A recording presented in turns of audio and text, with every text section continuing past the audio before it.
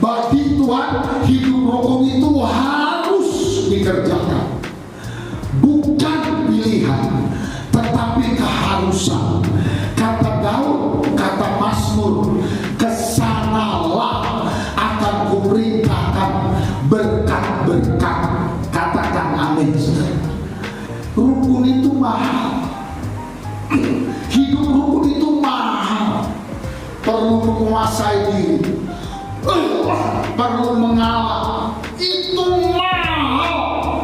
Semua barang mahal rata-rata bagus. Dan hidup rukun itu Bapak Ibu enggak mudah, enggak gampang.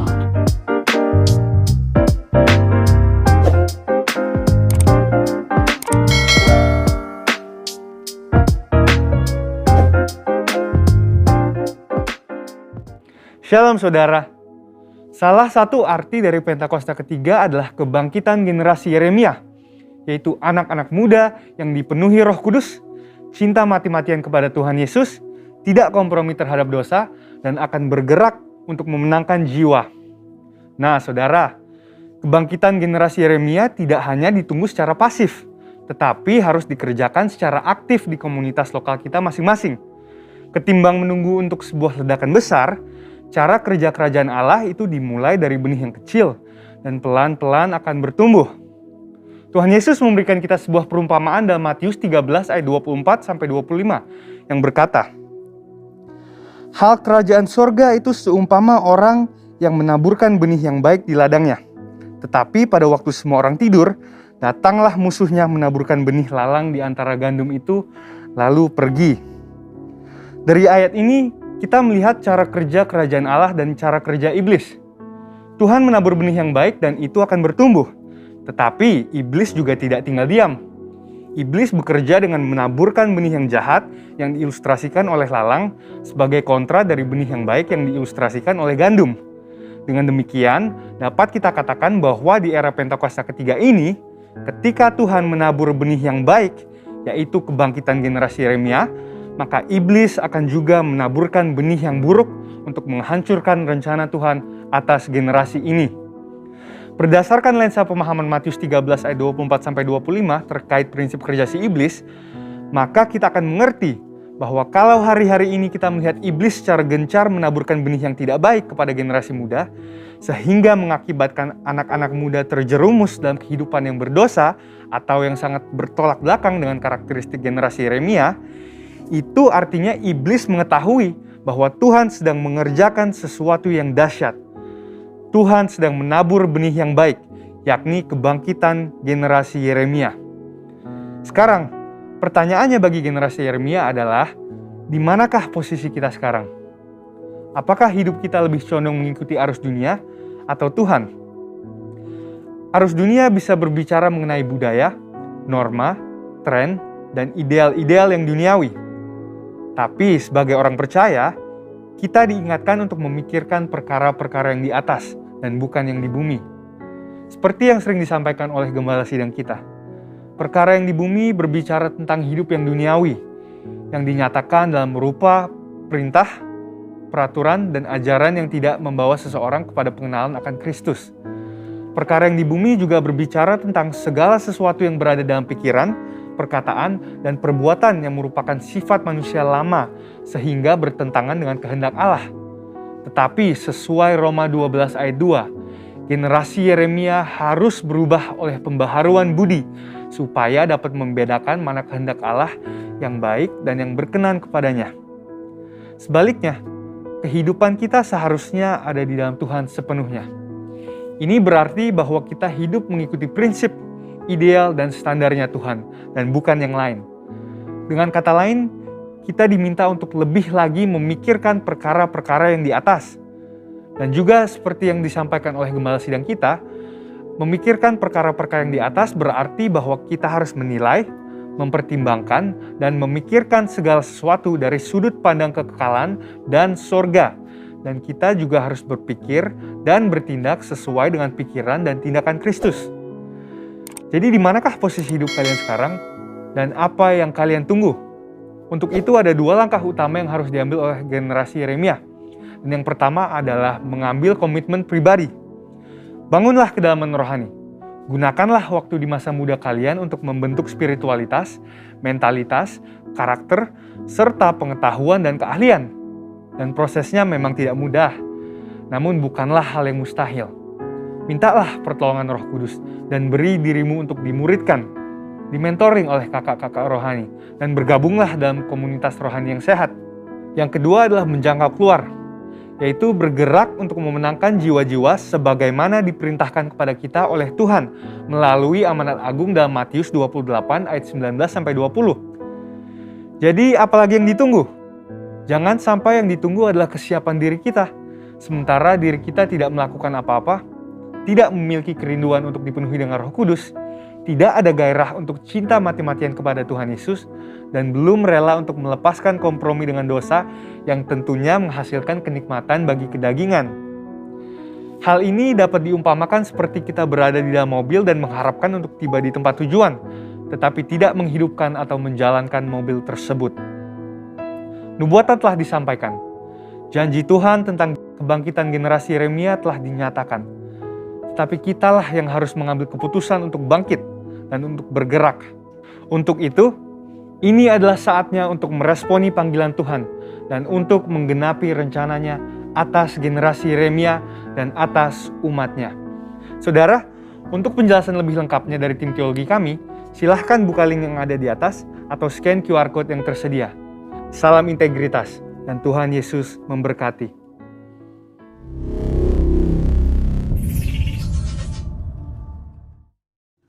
Tuhan, Kau menolong kami dengan luar biasa. Kami mau makan minum dari firman-Mu. Urapi dan berkatilah hamba-Mu. Dalam nama Yesus, kami telah berdoa, haleluya. Semua yang diberkati sama-sama katakan amin. Kita beri tepuk tangan yang meriah.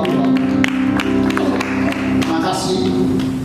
Kita buka kitab kita dari Mazmur 133 ayat 1 sampai ayat 3. Sekaligus kita baca Roma 12 ayat 17 dan ayat 18. Firman Tuhan hari ini kita beri tema 4 pilar utama hidup rukun. Mari kita baca Mazmur 133 ayat 1 sampai ayat 3. Nyanyian ziarah Daud. Sungguh alangkah baiknya dan indahnya apabila saudara-saudara diam bersama dengan rukun, seperti minyak yang baik di atas kepala meleleh ke janggut, yang meleleh ke janggut harum dan ke leher jubahnya. Ayat 3. Seperti embun gunung Hermon yang turun ke atas gunung-gunung Sion, sebab kesana Tuhan memerintahkan berkat kehidupan untuk selama-lamanya. Roma 12 ayat 17 dan 18.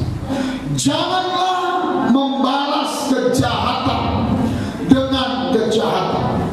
Lakukanlah apa yang baik bagi semua orang, sedapat-dapatnya kalau hal itu bergantung padamu. Hiduplah dalam perdamaian dengan semua orang. Bapak Ibu yang dikasihi oleh Tuhan Yesus Kristus, dari firman Tuhan yang sangat-sangat hebat, firman Tuhan yang sangat-sangat luar biasa, firman Tuhan yang sangat-sangat hidup ini, Tuhan Yesus memberitakan ada satu rahasia bagaimana supaya hidup kita bahagia. Mari semua katakan bahagia.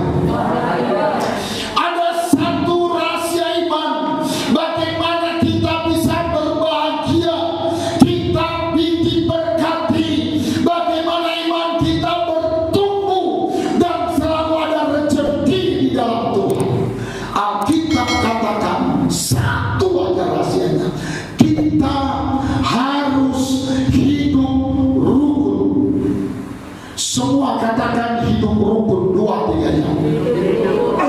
Alkitab katakan sungguh betapa indahnya kalau kamu selalu hidup rukun, hidup berdamai, hidup saling tolong menolong, hidup saling membantu, hidup saling mengasihi, kapanpun, dimanapun, dengan marga apapun, dengan agama apapun. Alkitab katakan kalau jiwamu orang yang rukun, kesanalah. Tuhan beritakan berkat. Ke rumah tangga itulah Tuhan kasih berkat. Ke keluarga itulah Tuhan kasih berkat. Di pekerjaan, di dagang, di bisnis, di pelayanan, hiduplah rukun. Katakan amin. Lihat wajah Bapak. Bagi Tuhan, hidup rukun itu sudah final. Bagi Tuhan, hidup rukun itu harus dikerjakan. Bukan pilihan, tetapi keharusan. Kata Daud, kata Mazmur, kesanalah akan kuperintahkan berkat-berkat. Katakan amin, saudara. Saudara, lihatlah wajah Bapak. Rukun itu mahal. Hidup rukun itu mahal. Perlu menguasai diri, perlu mengalah. Itu mahal. Semua barang mahal, rata-rata bagus. Dan hidup rukun itu Bapak Ibu enggak mudah, enggak gampang. Apalagi lihat Bapak, 2 hal. Yang pertama, buat kita bangsa Indonesia enggak gampang rukun. Kenapa? Kita punya pengalaman 350 tahun dijajah oleh siapa? Oleh penjajah. Belanda menjajah kita, Jepang menjajah kita, negara-negara lain sempat menunggangi menjajah kita. Dan ketika Belanda menjajah Indonesia 350 tahun, saudara, Belanda pakai ilmu pecah belah, divided et impera. Kepada si Anton dia bilang begini, kepada si Jono dia bilang begini. Dan dengar baik, budaya pecah belah itu sekalipun kita sudah 70 tahun merdeka masih terbiasa.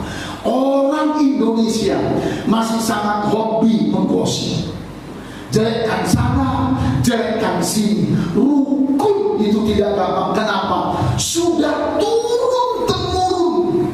Karena itu saudara dikasih Tuhan, mari kita belajar rukun. Bisa dengarnya. Kita nggak baca ayatnya,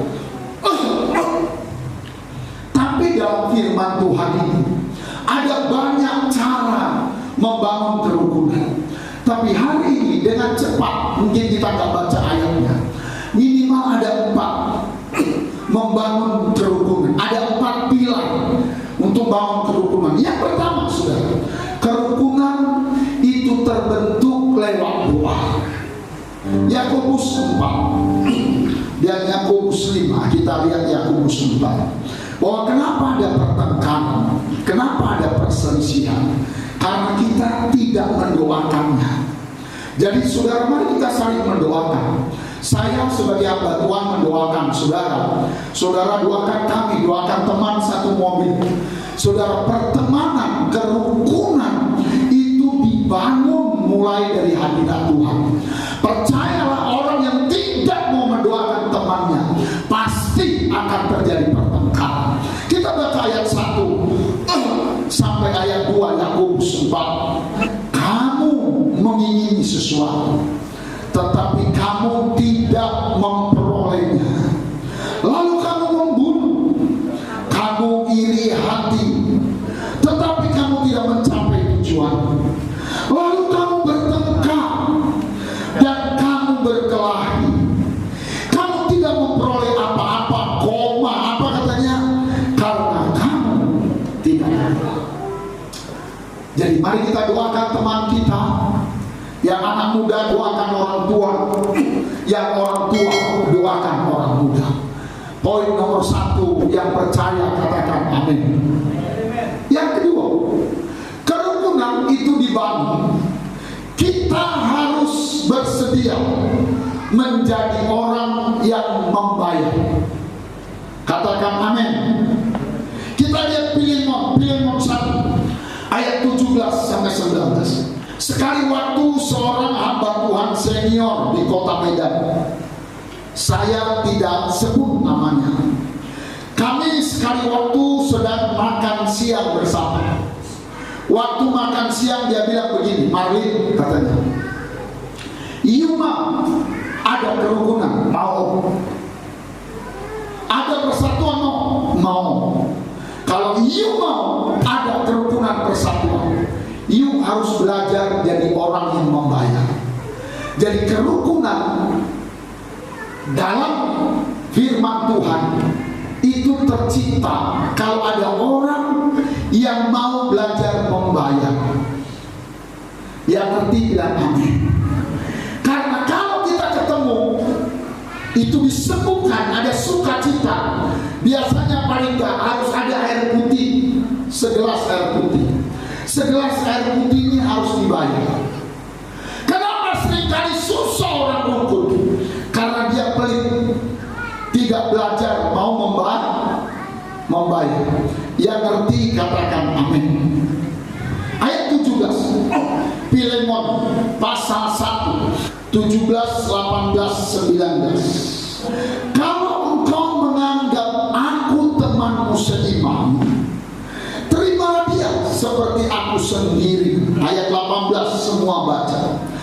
Dan kalau dia sudah merugikan engkau ataupun berhutang padamu, tanggungkanlah semuanya itu kepadaku.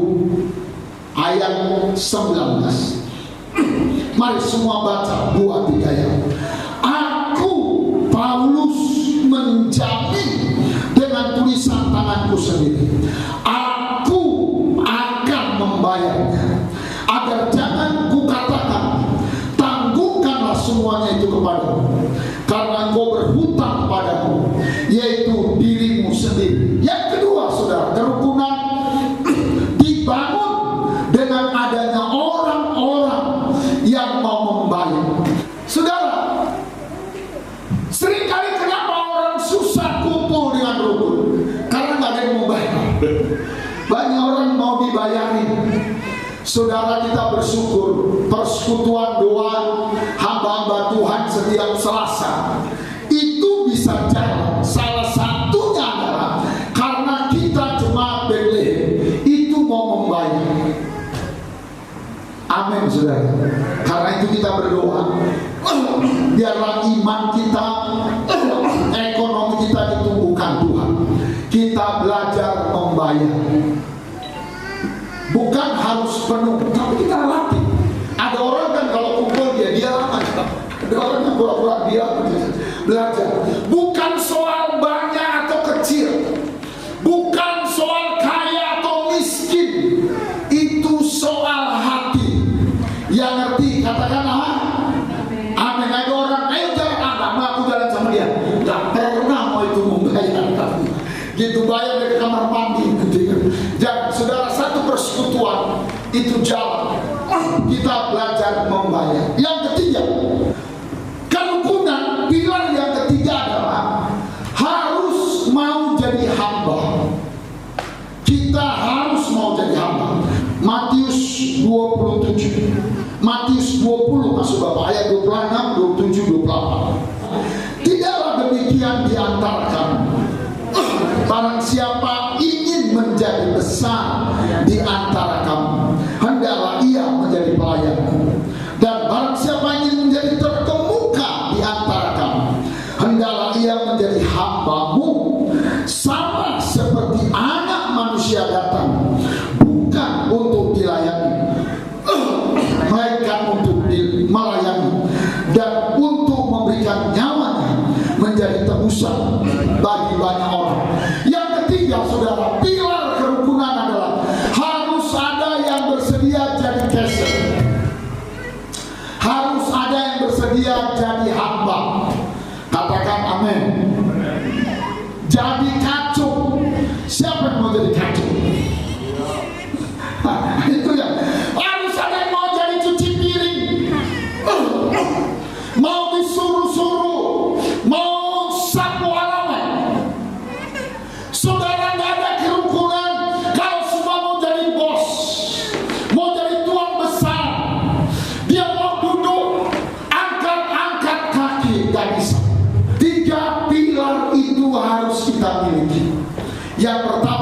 lupakan, sebut namanya. Biarlah Tuhan memberkati. Katakan amin. Yang kedua, belajar mau membayar. Jangan bilang ini, kan udah kasih 100.000, cukup lah itu. Gak boleh, gak begitu hidup kawan. Bisa bilang amin?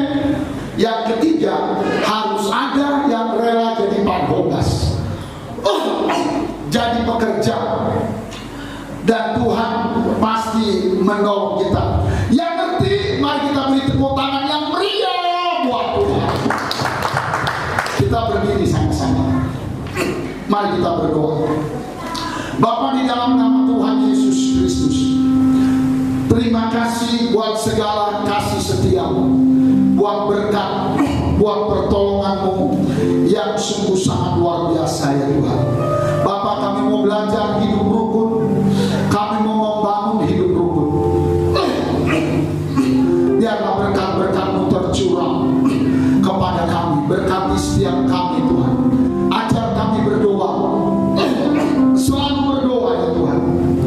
Ajar kami memberi, ajar kami melayani jadi hamba. Biar Tuhan memberkati